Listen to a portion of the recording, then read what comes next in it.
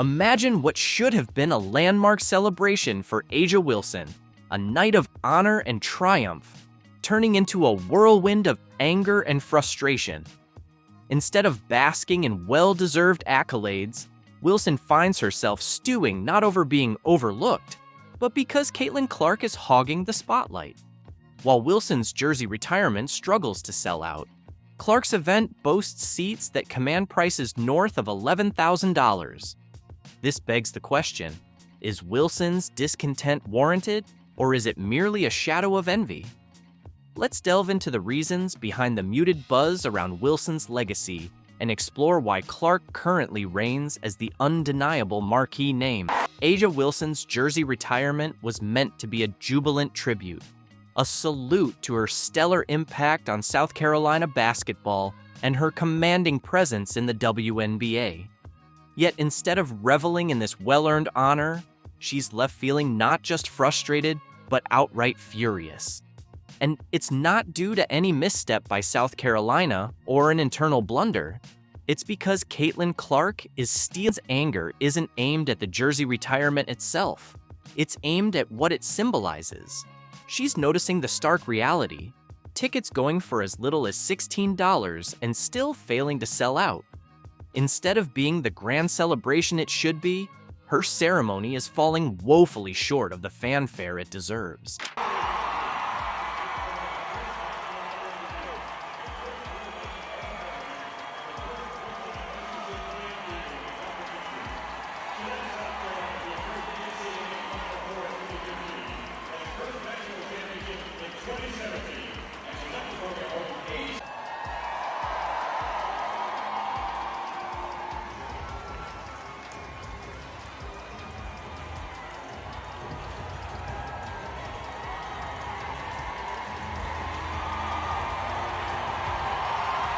Then she turns her gaze to Iowa, where Caitlin Clark's jersey retirement has ballooned into a blockbuster event, with tickets fetching over $11,000.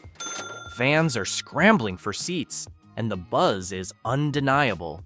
That stark contrast stings. Wilson has long been hailed as one of the premier faces of women's basketball, with a resume boasting MVP awards, championships, and even an Olympic gold medal. She's no stranger to accolades. South Carolina has gone so far as to immortalize her with a statue, an honor few athletes ever receive. And yet, when it comes to the buzz surrounding her jersey retirement, the numbers speak for themselves. Fan interest is lackluster. Wilson might claim the timing is off, or argue that Caitlin Clark is unfairly hogging the media spotlight. But at the end of the day, the reality remains unchanged. Caitlin Clark has become the bigger star, a fact Wilson struggles to accept. This isn't a debate about WNBA triumphs versus college success, or a contest of who has a more decorated career. It's about who truly captivates the audience. Right now, Clark is the catalyst for growing interest in women's basketball, while Wilson, despite her impressive achievements, seems to be fading into the background. Wilson's discontent didn't emerge overnight with this jersey retirement debacle. For years, she's been vocal about the broader issues plaguing the WNBA and women's sports in general, lamenting disparities in pay, viewership, and sponsorship. To a degree, her concerns are justified. Women's sports have historically battled for mainstream recognition, but then, along came Caitlin Clark, reshaping the narrative entirely. Clark's games are consistently selling out arenas, her performances are smashing TV ratings, and she's drawing enormous crowds wherever she goes. More than just a skilled player, Clark is a bona fide entertainment powerhouse. Even those who wouldn't normally tune in to women's basketball find themselves captivated by her presence. Her unprecedented media attention underscores her appeal, a stark contrast to Wilson, who finds herself wondering why her legacy isn't eliciting the same level of adoration. Despite her championships and WNBA dominance, Wilson is being sidelined in the race for fan love. The key difference? Clark has an innate ability to connect with people, a magnetic charm that goes beyond raw talent. Wilson undoubtedly has elite skills, but Clark's energy, passion, and relatability make the game feel more inviting. Instead of exuding a chip-on-the-shoulder demeanor that can alienate casual fans, Clark's charisma draws them in, making them feel like they're part of something much larger. In contrast, Wilson's intensity often translates into a sense of entitlement, which can inadvertently push fans away rather than win them over. A clear reflection of this divide can be seen in how both jersey retirements are being celebrated. Clark's event is nothing short of a historic spectacle, with fans clamoring for tickets and willing to pay sky-high prices. Wilson's ceremony, however, seems to be ticking off an obligation rather than igniting a movement. It's not a case of media bias or orchestrated favoritism. This is purely a reflection of where fan interest lies. The crowd is choosing their heroes, and at this moment, they've placed their bets on Clark. Wilson's frustration is palpable as she watches her moment being overshadowed, witnessing the undeniable disparity in demand. Deep down, she's aware that Clark isn't just a fleeting phenomenon. She's the future face of women's basketball. Despite the WNBA's efforts over the years to spotlight Wilson, backed by the league, the media, and industry giants, the excitement simply isn't there. Meanwhile, Clark has effortlessly built her own following, and that organic appeal is something Wilson can't ignore. Instead of letting bitterness fester, perhaps Wilson should take a page from Clark's playbook. She might ask herself how to forge a stronger connection with fans, how to become more accessible and engaging both on and off the court. Basketball isn't solely about statistics and accolades. It's about creating an emotional resonance with the audience. And right now, the difference between the two women is like night and day.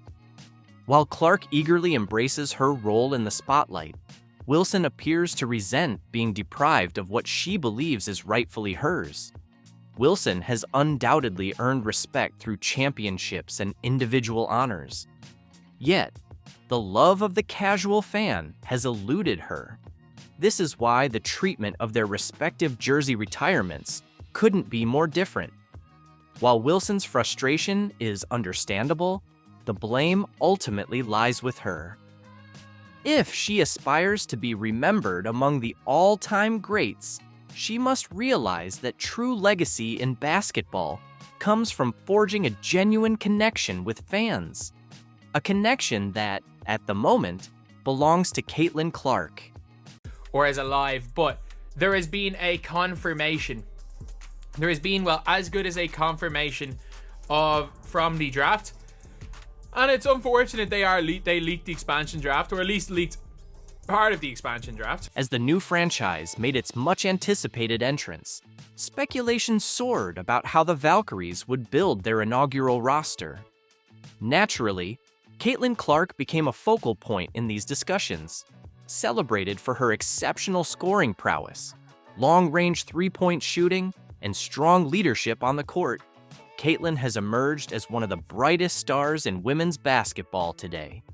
The potential addition of her talents to the Valkyries has generated tremendous buzz and anticipation among enthusiasts and analysts alike. All right, there we go. We have our first 4 names of the reveal, and there they are. And just in case you didn't pick up on it, these names are being announced in alphabetical order from the teams of the W, so there's no ranking here in terms of who's most important. Your first thought? In case you missed it, these selections are being announced in alphabetical order based on the teams, so there's no ranking in terms of importance.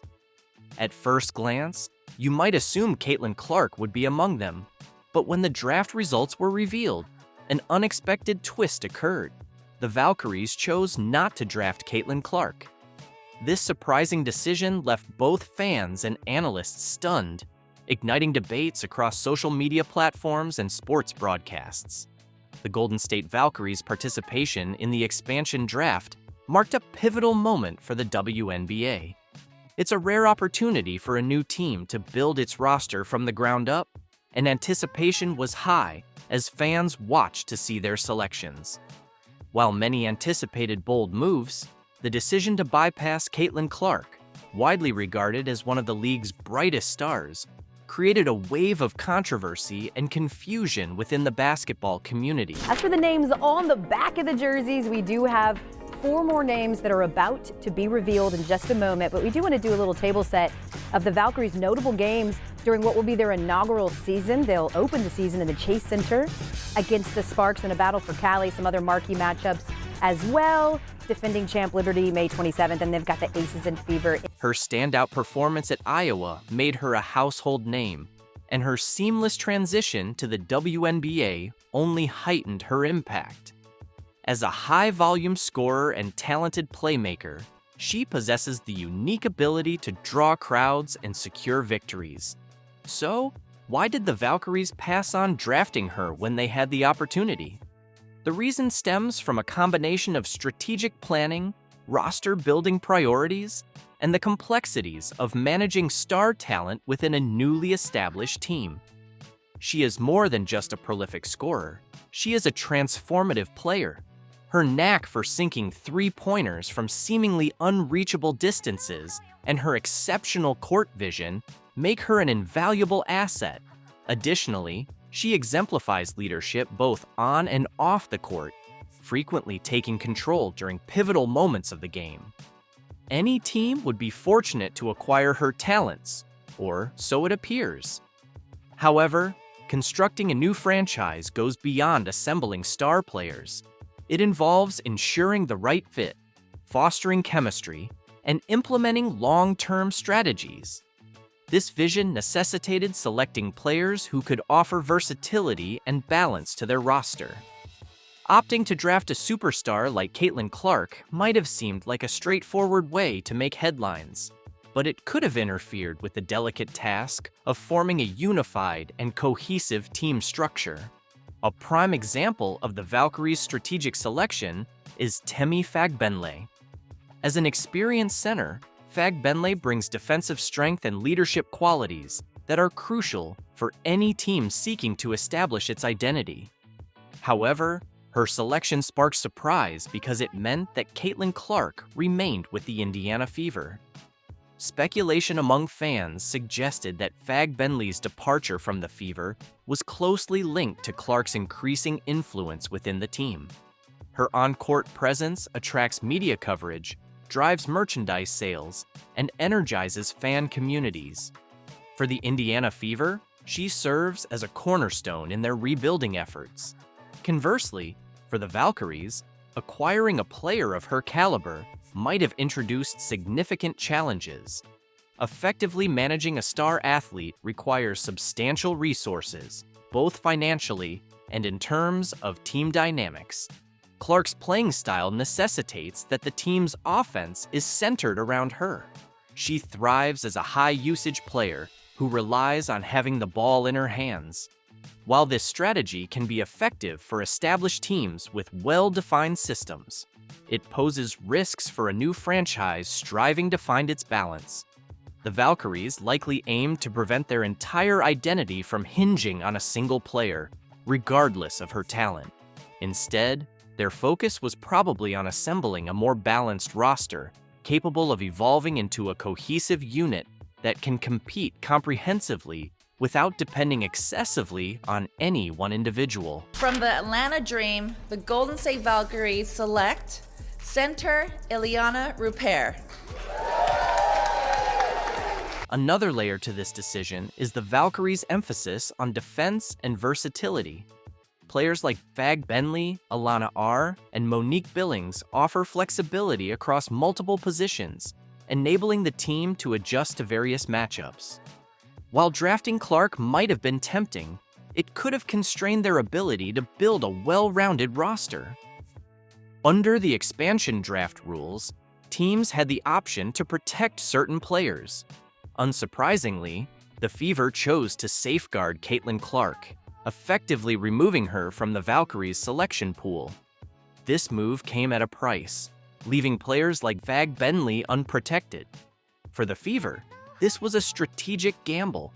They prioritized securing their star player, understanding that losing other valuable role players might be an unavoidable consequence.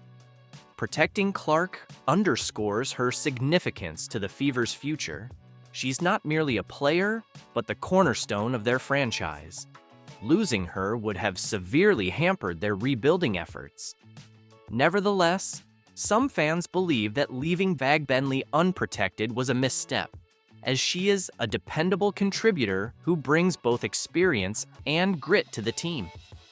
By passing on high-profile players like Caitlin Clark, they signaled their commitment to constructing a team based on depth, teamwork, and strategic foresight. This method may not create immediate headlines, but it lays the groundwork for long-term success. Naturally, not everyone concurs with this strategy. Critics argue that the Valkyries forfeited an opportunity to secure a generational talent. Caitlin Clark's ability to attract fans and elevate her teammates makes her a rare asset in the WNBA. Opting out of drafting her could be viewed as a risky move, especially for a new team aiming to establish itself in a competitive environment. However, there's a valid argument supporting the Valkyries' choice. Building a successful franchise requires time and meticulous planning. While star players like Caitlin Clark can transform a team, they also introduce complexities both on and off the court. For the Valkyries, the expansion draft was about more than just acquiring talent. It was about establishing a foundation for a team capable of competing at the highest levels. As the Valkyries gear up for their inaugural season, all eyes will be on their roster decisions. Will their strategic approach yield positive results, or will they rue the decision to pass on players like Caitlin Clark? The outcome may not be immediate, but one thing is clear: this decision will be closely examined. Understanding the Valkyries' choice to forgo Caitlin Clark requires looking at the broader context. How will this impact the future of the Valkyries and Caitlin Clark's role with the Indiana Fever? Launching a new franchise carries the inherent pressure to make a significant impact quickly.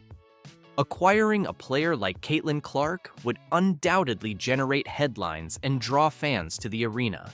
However, a franchise's success isn't solely determined by hype.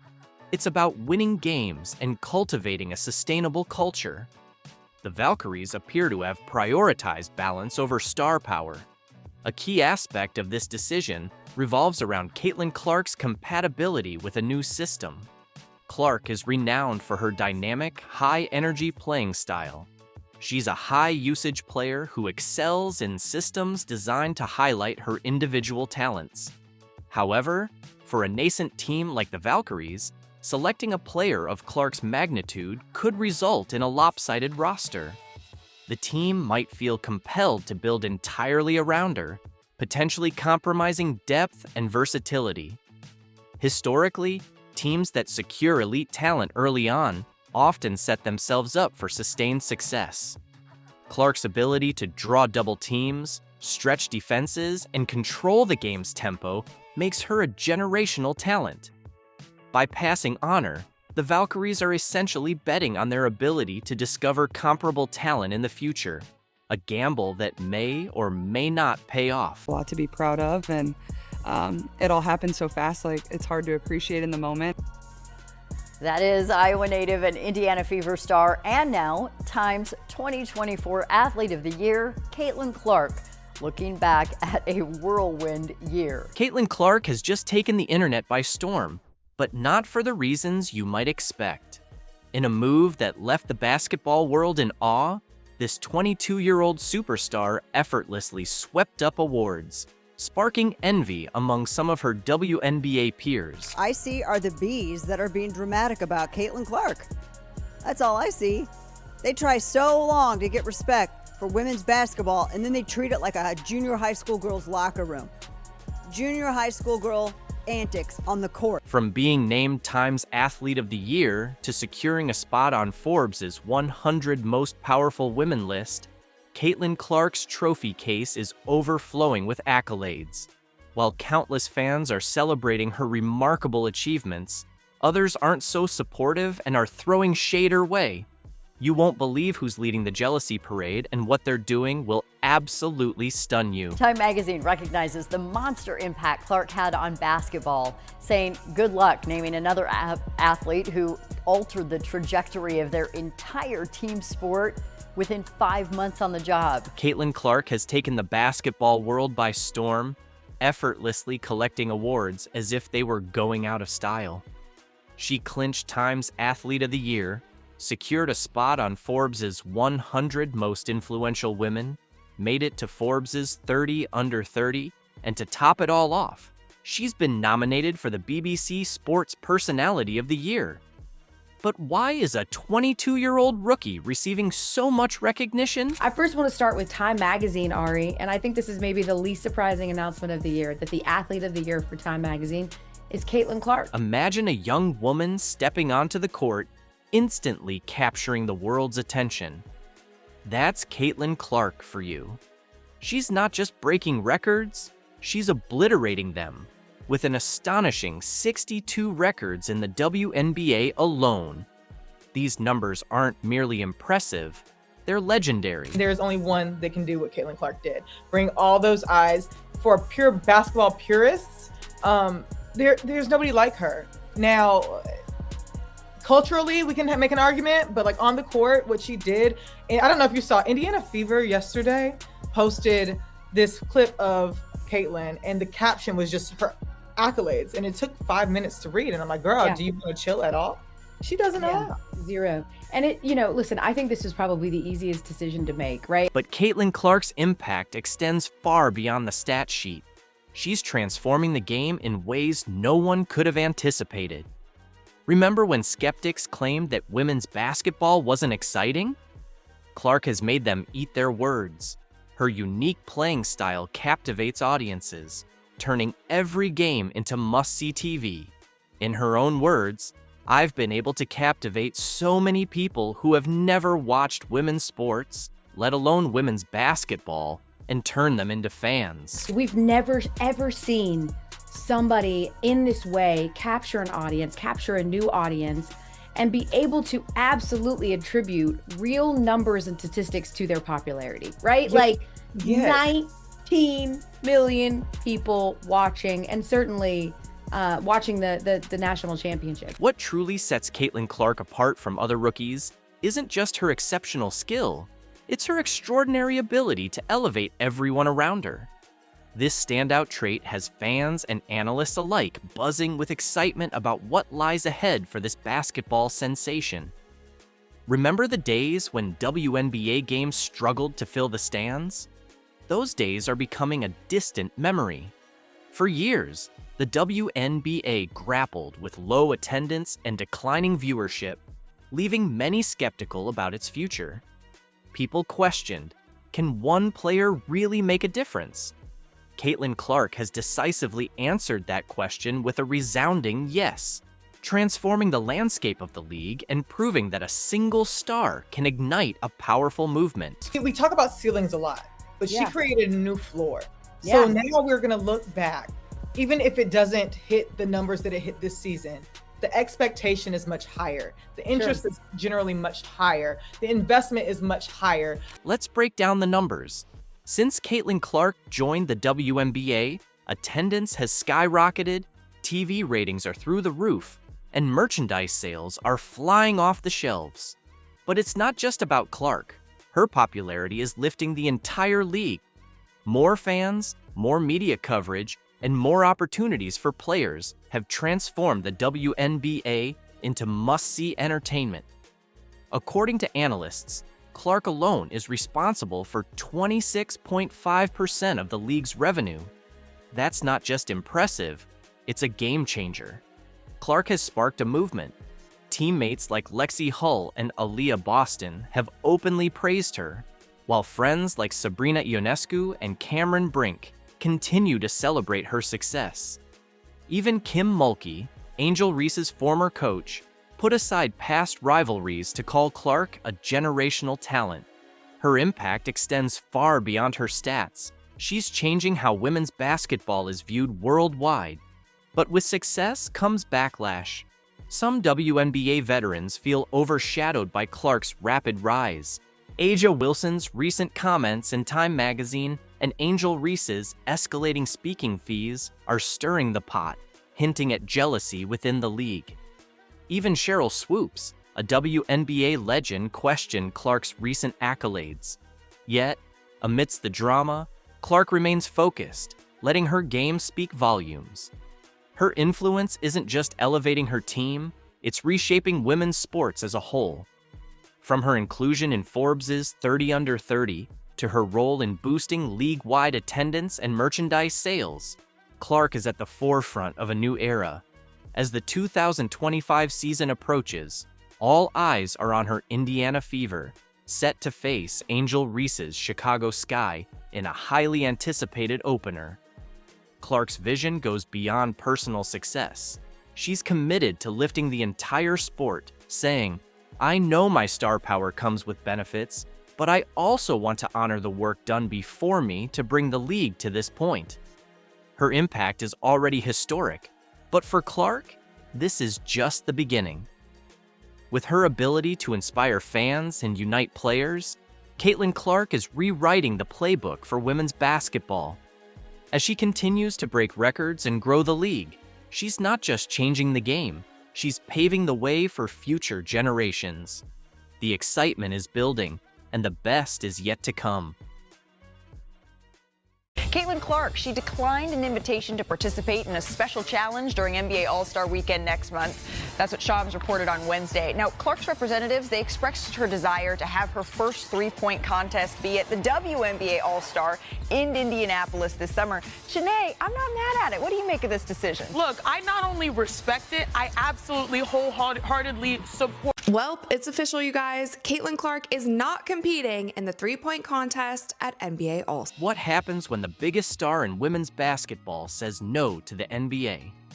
Caitlin Clark, a record-breaking force and trailblazer on the court, just did exactly that. In a move that's sparking controversy and shaking up sports media, Clark turned down an invitation to join the NBA's three-point contest at All-Star Weekend. Rather than stepping into the spotlight as the NBA's special attraction, she's making a bold statement about where true recognition belongs. Stay tuned as we dive into how this decision is flipping the script and what it means for the future of the WNBA. Caitlin Clark knows how to use the word that many people struggle all their lives being able to use. Some of us never get it till we're old and just don't care no more. The word, take a guess. Take a guess. Controversy, debate, and, of course, ESPN's outrage. Caitlin Clark, the beacon of the WNBA's future, has just declined an invitation to participate in the NBA's three-point contest at All-Star Weekend. Well, it has just been confirmed from Shams that Caitlin Clark will not be competing in the NBA three-point contest. Indiana Fever star Caitlin Clark will not participate in the NBA All-Star Special three-point shootout in San Francisco and wants her first three-point contest to be at WNBA All-Star in Indianapolis this summer. Her representatives at Excel Sports. Rather than celebrating her choice, the sports media exploded into chaos. Some argue she's simply dodging the competition, while others believe she's boldly championing the WNBA. So what's the true story behind her decision, and why is ESPN so incensed? Stick around because we're unpacking every detail right now. All right, let's jump in. The Caitlin Clark saga has been dominating headlines nonstop. In case you haven't caught wind of it, Caitlin Clark, the undeniable superstar of women's basketball, recently declined an invitation to compete in the NBA's three-point contest during this year's All-Star Weekend. And wow, opinions are flying everywhere. From ESPN to NBA fans and WNBA supporters, everyone is weighing in as the debate continues to heat up. The momentum that Caitlin Clark has this season, with her being close to being the face of basketball, both men's and women's this year, I just thought it was the perfect stage. And then obviously, the possibility of Steph Curry and Klay Thompson teaming up once again back in Golden State and doing that home reunion thing, and then having Sabrina and Caitlin. To me, it just sounded like so much fun, and it would definitely bring a little spark to NBA All-Star that NBA All-Star, unfortunately, hasn't. Let's be honest. Caitlin Clark is the biggest name in women's basketball right now. She's more than just a player. She's a phenomenon. Every time she steps onto the court, she shatters records, fills arenas, and pulls in huge TV audiences. So when she decided to pass on the NBA's invitation, it wasn't just a scheduling conflict, it was a powerful statement, one that clearly caught ESPN and many sports analysts off guard. So what prompted her to make this call? Is she intimidated by the competition? Did she miscalculate? Or is she strategically setting the stage for the future, making a power move that still has many scratching their heads? Is another testament to where she is in the hierarchy of the sports food chain and, the ladder of power and influence. Because Caitlin Clark is Steph Curry and LeBron James. Like, she's, there's no difference. A great philosopher once said there's levels to this. She's on that. Here's the reality about Caitlin Clark. She knows exactly what she's worth. She's not just some player thrilled to get an invite to a high-profile event. She understands that wherever she goes, the cameras roll, the money flows, and the fans rally. So when the opportunity to participate in an NBA event came along, she didn't jump at it like a rookie trying to prove herself.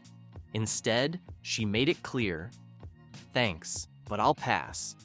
I'll host my first three-point contest on my own terms, in my own league." You see Caitlin Clark using her power to benefit the WNBA, saying, not that she'd never do anything with the NBA, but that she's not going to do it this time because the first time should be with the WNBA in front of the Fever fans. And that's exactly what's setting off a firestorm of reactions. For years, women's basketball players have been fighting tooth and nail for recognition, respect, and financial support.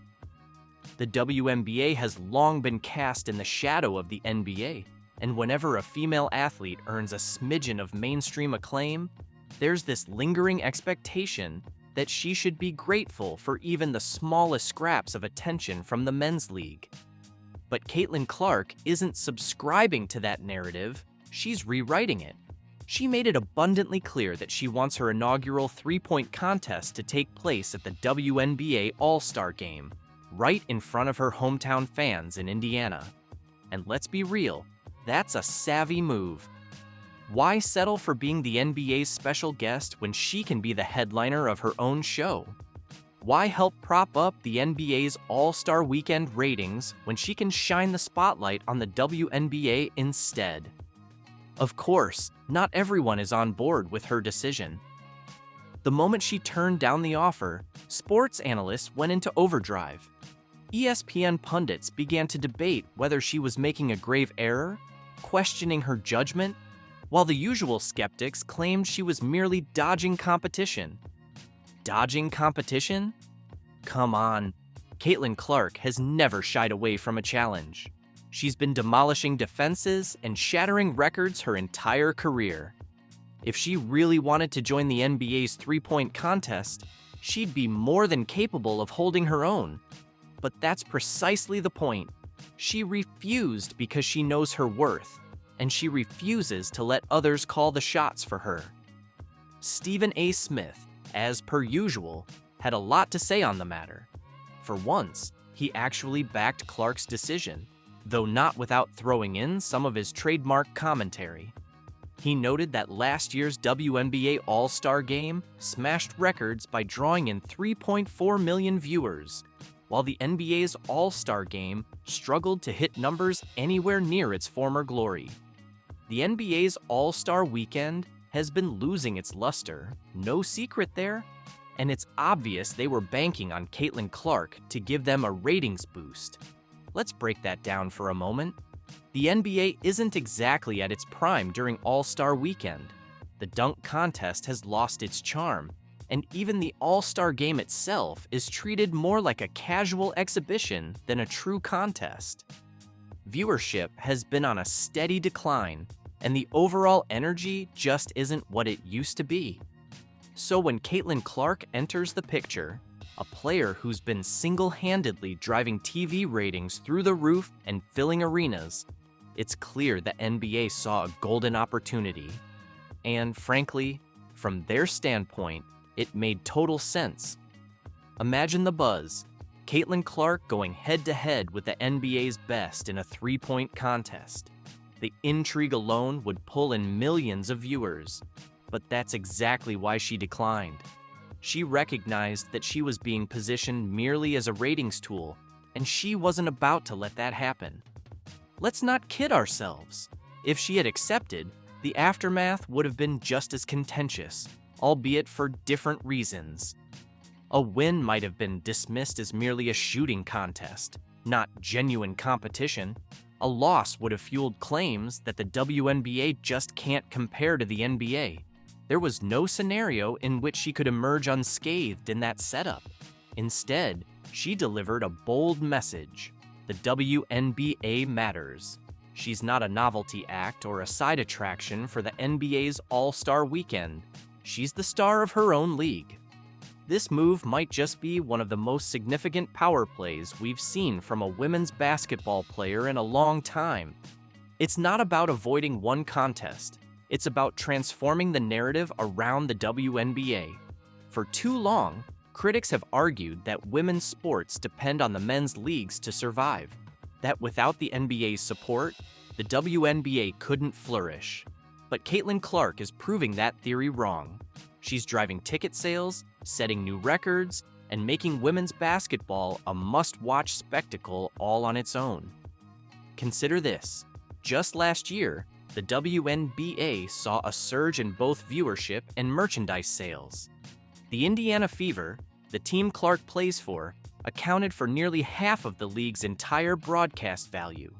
Half. That's a staggering figure, and it's all thanks to her influence. She's demonstrating that the WNBA doesn't need to rely on the NBA's leftovers to thrive. It can stand tall with its own stars, its own storylines, and its own dedicated fan base. That's why this decision is so monumental.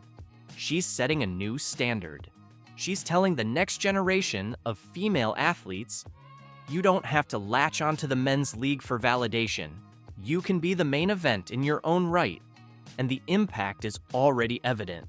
What began as a decision over a three-point contest has blossomed into a full-blown conversation about the future of women's basketball. That's the magnitude of her influence. So yes, ESPN might be seething, the NBA might feel let down, and some fans might be left scratching their heads. But Caitlin Clark is in complete control of her narrative. She's playing the long game, building something far bigger than a single contest. And honestly, you have to respect that. You know, I love talking about Caitlin Clark on this show, and she participated in some kind of LPGA Pro-Am, drew monster crowds. There's pictures of just like everybody trying to get an autograph with Caitlin Clark. Outrageous criticism, media frenzy, and a string of headlines. It's safe to say that Caitlin Clark has been at the center of controversy over the past few months. In a move that caught everyone off guard, Clark struck a headline making deal with the LPGA, calling her WNBA legacy into question and sparking debates about loyalty, fame, and ambition. One more key photo. Caitlin, Jay Monahan. Great to meet you. Looking forward to the afternoon together. Okay, go. Come on. Hug it out. Squeeze in close together. We'll get one right here, please. Speaking of which, the Caitlin Clark effect is starting to take shape. After delivering what could be the best rookie season in NBA history, she made the unexpected move to female golf, where she's now being heralded as the next big thing. But how did Clark manage to conquer 2 worlds in just 8 months? And why are critics calling her success a betrayal of women's basketball? In this video, we'll break down everything from Caitlin Clark's new deal to the backlash and everything surrounding her controversial journey. But before we dive in, let's take a trip down memory lane. At the start of the year, the Caitlin Clark effect was undeniable. Even before she set foot on a WNBA court, ticket sales for every platform skyrocketed by over 90% once she declared for the draft. Her performance in the league has been nothing short of outstanding. In her rookie season with the Indiana Fever, she averaged 19 points per game, scoring at least 13 points in 29 of her 36 games this year. What's even more surprising are her record-breaking feats, becoming the first player in WNBA history to hit over 100 3-point shots and rack up 300 assists in a single season. At this point, NBA analysts were already calling her a generational talent, but Clark's influence wasn't just reflected in the numbers, it was in the stands as well. Every week, Fever games turned into must-watch events, with fans traveling from across the country to see her play. She brought an entirely new audience to the WNBA. Meanwhile, Reese wasn't just riding the wave of hype, she was making her own history, becoming the first rookie to record an all-star game, double-double, the first WNBA player to achieve back-to-back 20-rebound games, and pulling off an impressive 24 double-doubles in her rookie season. While others are still trying to catch up, Reese is reshaping the game, and Clark has done more than just elevate the league's profile. However, while Clark was drawing record crowds, boosting TV ratings, and breathing new life into women's basketball, the WNBA failed to make her the face of the league. As a result, Caitlin Clark is now taking her talents and fan base elsewhere. Enter her debut at an LPGA Pro-Am, which drew bigger crowds than some of the tour's main events. At this point, she's not just rewriting the narrative in basketball, she's also making waves in women's golf. Playing alongside world number 1 Nelly Korda at the Pelican Golf Club's Annika Pro-Am, Clark showed that her influence extends far beyond the basketball court. If anyone thought her dominance was limited to the hardwood, her impressive performance on the greens has now silenced many doubters. When Caitlin Clark stepped onto the Pelican Golf Club course, it was clear this wasn't just another golfer taking their turn. The LPGA capitalized on the moment by pairing Clark with Nelly Korda, a marketing move that spotlighted both players as generational talents.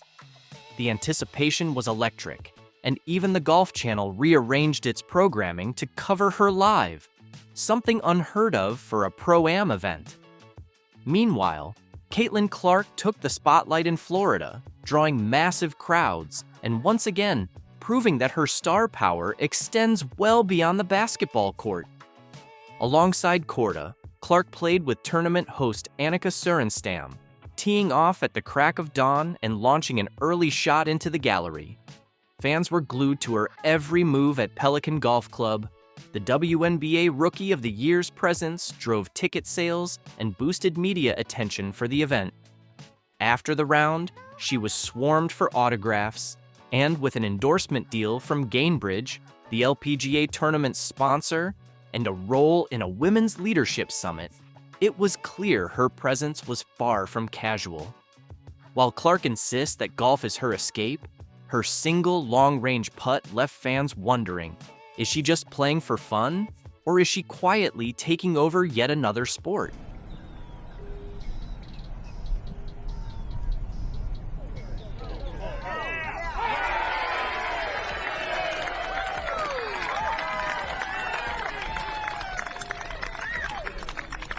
One thing is clear, the LPGA is thriving on Caitlin Clark's star power in a way the WNBA could only dream of. The media and golf elite couldn't stop singing her praises.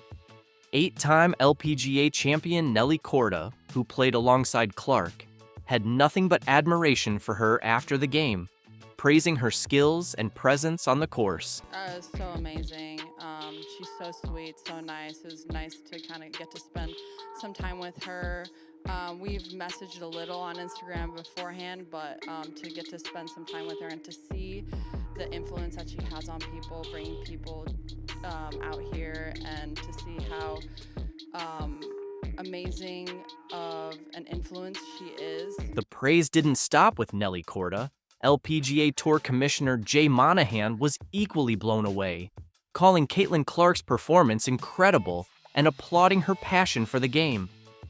Overall, Clark's presence on the course didn't just spark excitement, it stirred up drama. Her growing star power now threatens to overshadow seasoned pros in yet another sport. Is Caitlin Clark the crossover phenom golf never knew it needed? Or is this a sign that women's sports are evolving faster than their leagues can keep up? At this point, it's clear Clark isn't slowing down anytime soon. However, not everyone is cheering for Caitlin Clark's meteoric rise. While Korda and Monahan praised her for uniting fans across sports, insiders in the WNBA are reportedly seething over her crossover success. The LPGA's full-court press to spotlight Clark has left some in the WNBA feeling left behind. Insiders claim league officials are frustrated, not only by the LPGA's success, but also because the WNBA has failed to fully capitalize on Clark's star power. Social media lit up with clips of her swings, and national basketball and golf media flocked to the event. Tournament host and golf legend Annika Sorenstam captured the moment perfectly, highlighting Clark's undeniable impact on the sport. For better or worse, Caitlin Clark is rewriting the playbook for crossover stardom and shaking up women's sports in the process. Despite questions about her commitment to golf, it was revealed she's been swinging clubs since childhood. After making her 2023 debut at the John Deere Classic alongside major champion Zach Johnson, Clark's appearance at the Pelican Golf Club proved one thing: her crossover appeal is no fluke.